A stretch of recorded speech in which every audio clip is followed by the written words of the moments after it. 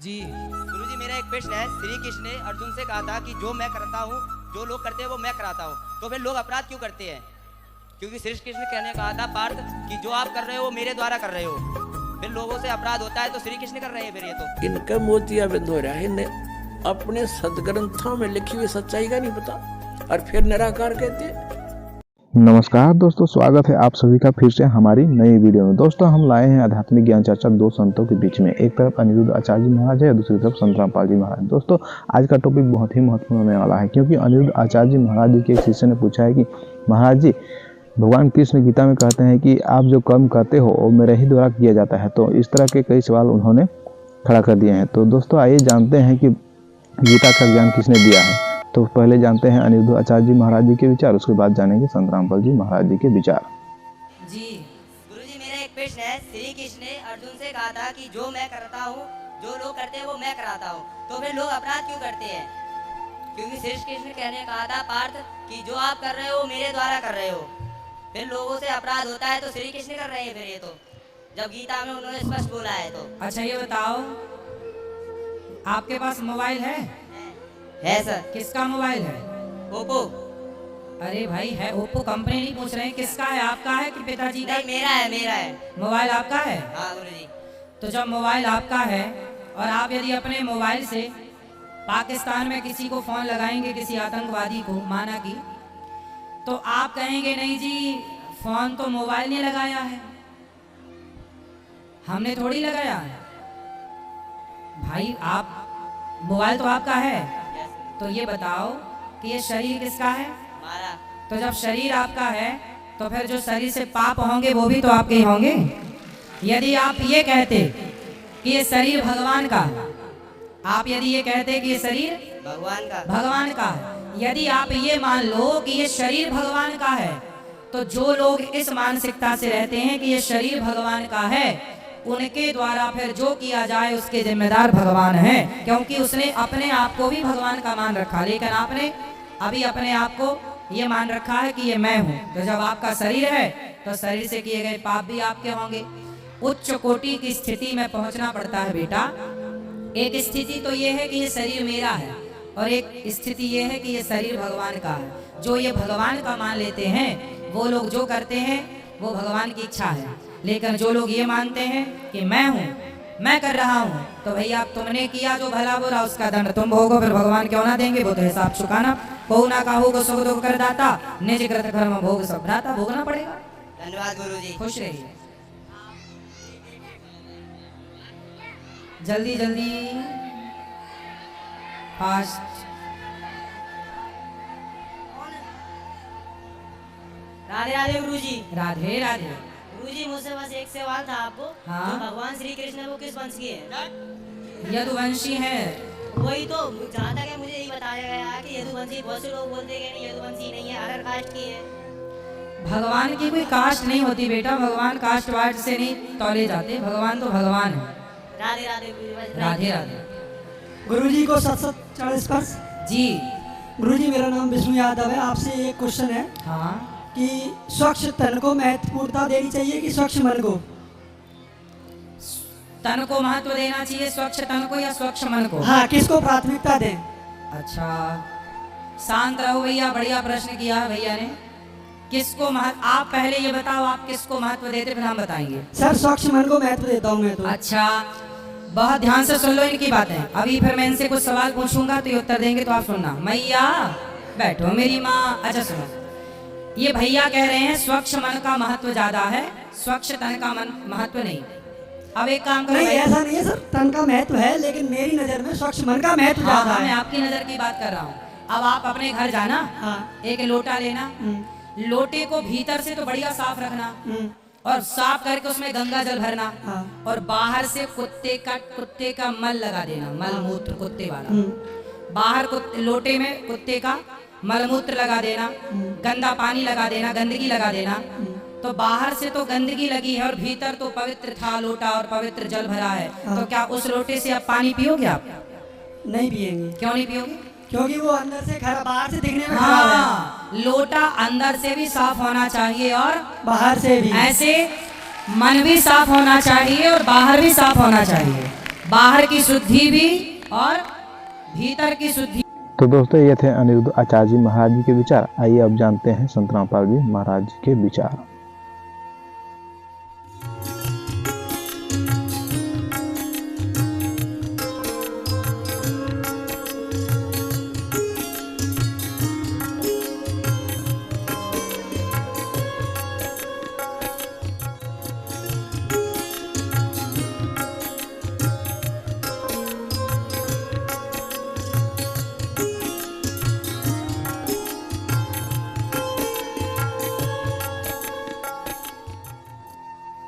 श्रीमद् भगवत गीता लगभग 5500 वर्ष पूर्व श्री वेद व्यास जी द्वारा लिपिबद्ध की गई थी और श्री कृष्ण जी के शरीर में प्रवेश करके ब्रह्म ने सरपुरुष ने अर्थात काल भगवान ने यह बोली थी। इस दास को परमात्मा कबीर देव जी ने दिव्य दृष्टि दी, यानी ज्ञान दृष्टि दी। उसके बाद इसका यथार्थ अनुवाद हुआ। इससे पूर्व, इस दास से पूर्व जितने भी आज तक अनुवाद करता है गीता जी के, उन्होंने अर्थों के अनर्थ कर डाले।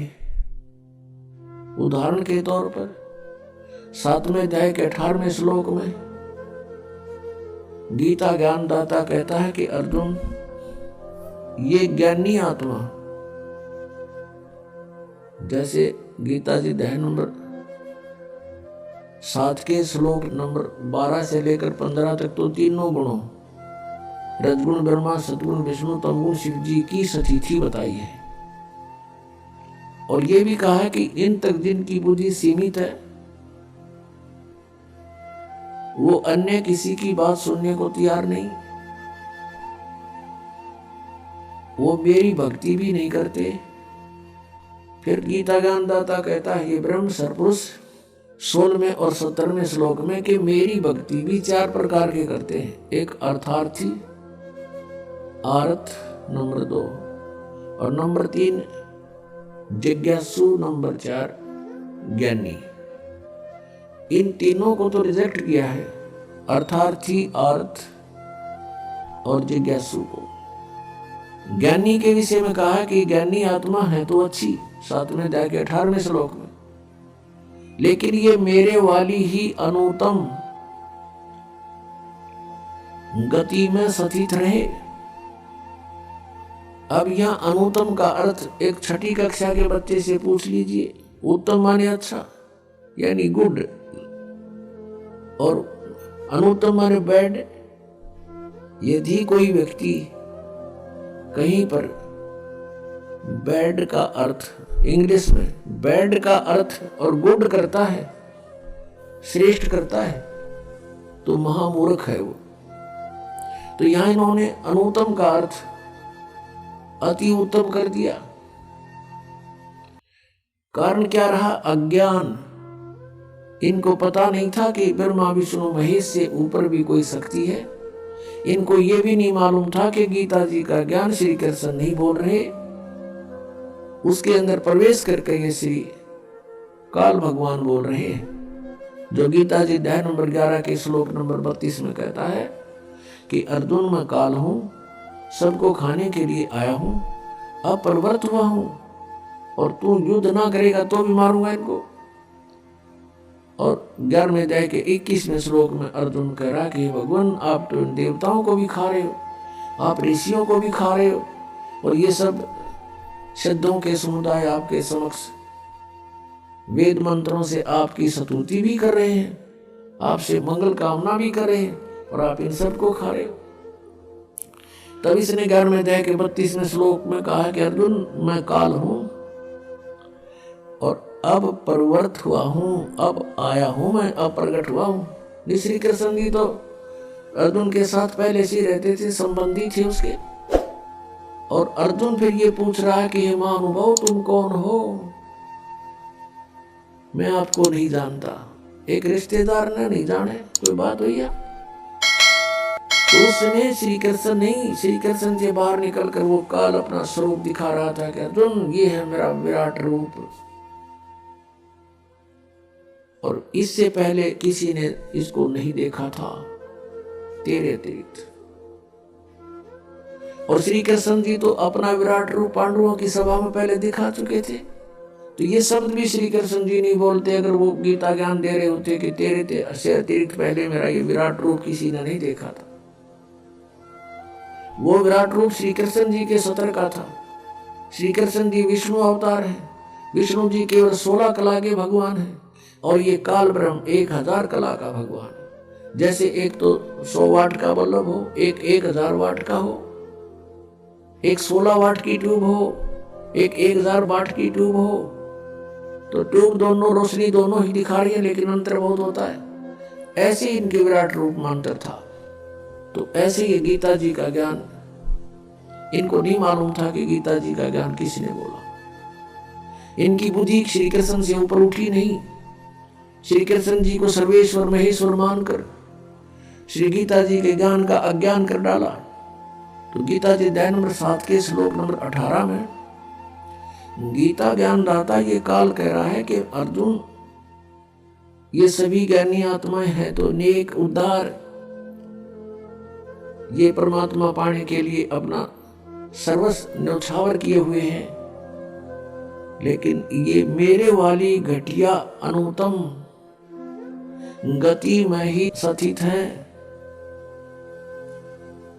अपने आत्माओं, अब ब्रह्म की साधना को यानी काल अपनी साधना को अनुत्तम क्यों कहा? अब यहां विचार करो। श्रीमद् भगवत गीता ज्ञानदाता गीता अध्याय नंबर 4 के श्लोक नंबर 5 और 9 में,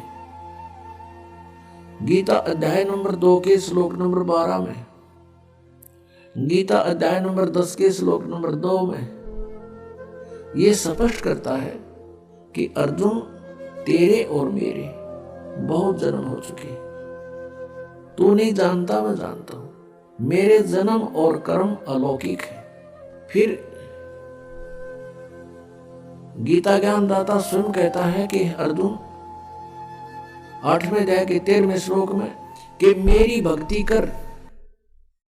और मेरी भक्ति का जो मंत्र है श्रीमद् भगवद गीता अध्याय नंबर 8 के श्लोक नंबर 5 और 7 में और 13 में, अध्याय 8 के 13 में, ये इसका निष्कर्ष समझो ऐसा है कि गीता ज्ञानदाता कहता कि अर्जुन तू मेरी भक्ति कर, युद्ध भी कर और मुझे प्राप्त होगा। और मेरे पाने का मंत्र है 8वें अध्याय के 13वें श्लोक में स्पष्ट किया है, ओम इति एकाक्षरम ब्रह्म व्यवहारन मामनुसमन ये परियाति तदन देहम सयाति परमाम गतिम। मुझ ब्रह्म का केवल एक ओम मंत्र है, नथिंग एल्स। यह एक ओम मंत्र है और अंतिम श्वास तक सिमरण करता हुआ जो शरीर त्याग कर जाता है, उच्चारण करके श्रवण करता हुआ शरीर छोड़कर जाता है, तो मेरे वाली परम गति को प्राप्त होता है। अब ओम के नाम से जो गति होनी है वो क्या है? क्या मोक्ष होगा? कितना मोक्ष होगा? कि ब्रह्मलोक प्राप्ति होगी। 8वें अध्याय के 16वें श्लोक में गीता जी में लिखा है कि अर्जुन ब्रह्मलोक पर्यंत सभी प्राणी पुनरावृत्ति में है। पुनरावृत्ति का अर्थ वहां गए हुए प्राणी भी पुनर्जन्म को प्राप्त होते हैं, पूर्ण मोक्ष नहीं होता। और यह अनुवादकर्ताओं ने 8वें अध्याय के 16वें श्लोक में अनुवाद गलत कर दिया। इन्होंने कर दिया कि मुझे प्राप्त प्राणी का पुनर्जन्म नहीं होता। इसका अर्थ ये बनता है कि जो ये विद्यते माने विद्य धातु है, ये विद्य माने जानना भी होता है, कि जो ये नहीं जानते कि मुझे प्राप्त प्राणी का पुनर्जन्म होता है, तो वो मेरी साधना करके ब्रह्मलोक में जाने से भी पुनरावृत्ति को ही प्राप्त होते हैं, ब्रह्मलोक प्राप्त करते हैं और वहां से फिर जन्म मृत्यु में ही रहते हैं। यदि यहाँ इनके अनुवाद को सही माने गीता अनुवादकर्ताओं का कि मुझे प्राप्त प्राणी का, गीता ज्ञानदाता कह रहा है कि मुझे प्राप्त प्राणी का पुनर्जन्म नहीं होता। ये गीता जी अध्याय नंबर 4 के श्लोक 5, 9, गीता अध्याय नंबर 2 का श्लोक 12 और गीता अध्याय नंबर 10 का श्लोक 2 ये झूठे हो जाते हैं कि ये कहता है मेरे भी जन्म मृत्यु होते, साधक के भी, यानी तू मेरा साधक है तो तेरे भी जन्म मृत्यु होंगे अर्जुन। तो यहाँ इन्होंने अर्थों के अनरस कर डाले हैं। अब गीता जी अध्याय नंबर 17 के श्लोक नंबर 23 में कहा कि ओम तत्सत इति निर्देश ब्रह्मण त्रिविध समर्थ है। ब्रह्मण माने सच्चिदानंद घन ब्रह्म का 3 मंत्र के ओम तत्सत मंत्र की साधना का निर्देश है, नथिंग एल्स। और कोई मंत्र नहीं उस परमात्मा के पाने का, यानी पूर्ण मोक्ष कराने का। अब गीता जी अध्याय नंबर 8 के श्लोक नंबर 1 में अर्जुन ने पूछा कि आपने 7वें अध्याय के 29वें श्लोक में जिस तत्ब्रह्म के विषय में कहा कि तत्ब्रह्म को जानकर, सारे धातुओं को जानकर और पूरे सब कर्मों से परिचित प्राणी केवल जरा और मरण से मुक्ति पाने के लिए प्रयत्न करते हैं, वो संसार की किसी वस्तु की इच्छा नहीं रखते। तो 8वें अध्याय के प्रथम श्लोक में पूछा फिर किम तत्ब्रह्म, वो तत्ब्रह्म, वो परमात्मा कौन है, वो परमेश्वर कौन है। 8वें अध्याय के 3रे श्लोक में गीता ज्ञानदाता ने कहा कि वो परम अक्षर ब्रह्म है, यानी गीता ज्ञानदाता से कोई अन्य है वो। और फिर 15वें अध्याय के 1 से लेकर 4वें श्लोक में और 18वें अध्याय के 62वें श्लोक में गीता ज्ञानदाता अपने से अन्य किसी परम अक्षर ब्रह्म यानी सर्वशक्तिमान की शरण में जाने को कह रहा है। उसकी कृपा से ही तू परम शांति को, सनातन परम धाम को प्राप्त होगा। 18वें अध्याय के 62वें श्लोक में। और गीता जी अध्याय नंबर 15 के श्लोक 1 से 4 का निष्कर्ष है कि उल्टा लटका हुआ संसार रूपी वृक्ष है और इसके सभी पार्ट्स को, सभी भागों को जो व्यक्ति जानता है, स वेदविद, वो वेद के तात्पर्य को जानने वाला है, अर्थात वो तत्वदर्शी संत है। तो दोस्तों ये थे दोनों संतों के विचार। अब निर्णय आपको लेना है कि कौन से संत शास्त्र के अनुकूल बता रहे हैं या कौन से संत शास्त्र के विरुद्ध बता रहे हैं। कमेंट बॉक्स में अपनी राय जरूर दीजिएगा और वीडियो अच्छी लगी हो तो वीडियो को लाइक, कमेंट, शेयर और चैनल में नए हैं तो चैनल को जरूर सब्सक्राइब करें। फिर मिलते हैं नेक्स्ट वीडियो में, तब तक के लिए जय हिंद, वंदे मातरम।